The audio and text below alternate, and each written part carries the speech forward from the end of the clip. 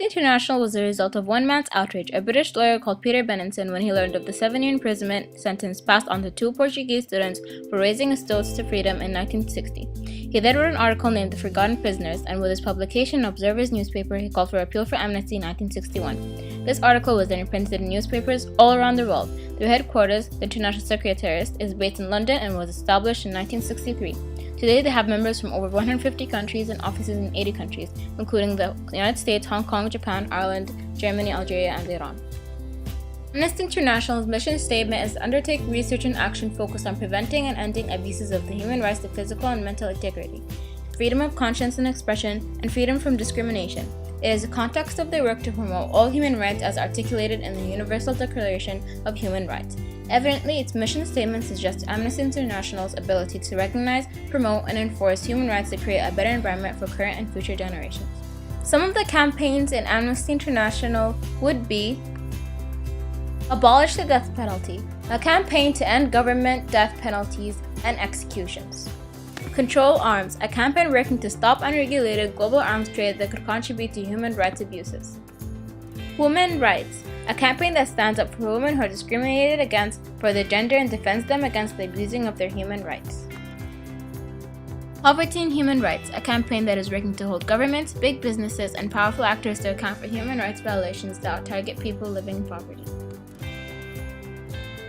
Amnesty International is extremely reliant on donations from its members, supporters, and the public so as to preserve its financial independence, which in turn is important to its politically independent work. The largest parts of these donations are derived from membership fees and fundraising events. All contributions are controlled by guidelines from the International Council. Amnesty International does not seek, receive, or accept money from governments or political parties for its budget in order to secure its independence. This way, the organization is free to criticize governments, remain unbiased, and prevent governments, funding agencies, and pressure groups from interfering with its objectives. As any other popular organization, Amnesty International has its supporters and its haters, its failures and its weaknesses. One example case study would be its reports and other involvement in the ongoing Israel and Palestine conflict. They have successfully brought the world's attention to what they see as unjust treatment towards Palestinians through their publication Starved of Justice, Palestinians Detained Without Trial by Israel, a publication which has caused them to be part of the campaign that focuses on exerting political pressure on the Israeli government and to portray their legal system as inadequate to justify international intervention. In another report, Operation Cast Lead 22 Days of Death and Destruction, that was published in 2009, Amnesty International accused Israel of war crimes during the conflict in their 127-page paper. Many were outraged, however, by this report due to the ignoring of the substantial proof that Hamas was using human shields and minimizing the Palestine's violations of international laws. In addition to distorting the complexity of the conflict to its readers, Amnesty also violated its own policy of impartiality by hiring 2 anti-Israeli activists, Deborah Hyams and Saleh Hijazi, with a well-recorded history in their active entanglement in the Arab-Israeli conflict as researchers for its Israel-occupied Palestine territories and Palestine Authority sections.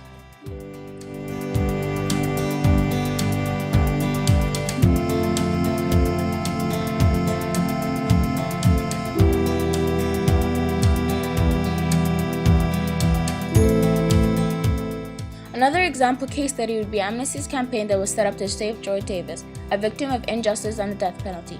Numerous people participated in global protests against his execution after Amnesty made it public and clear that this Black African American did not have a fair trial or chance to prove his innocence, which revealed a lot of doubt in the accusation of his taking the life of another. The state of Georgia, however, chose to ignore the voices of hundreds around the world and the media and executed him in September 2012, which came as a big blow to activists who grieved alongside his family and friends.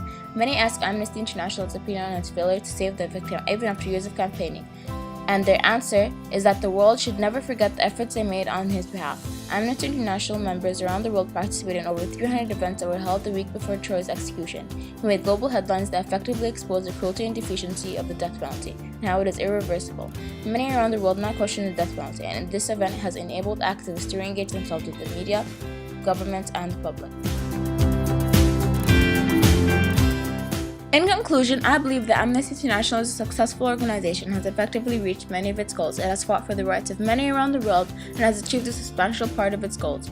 Although many would argue against this, I can only say that Amnesty is a human creation that cannot be expected to be perfect and will make mistakes, but its positives have overwhelmed its negatives.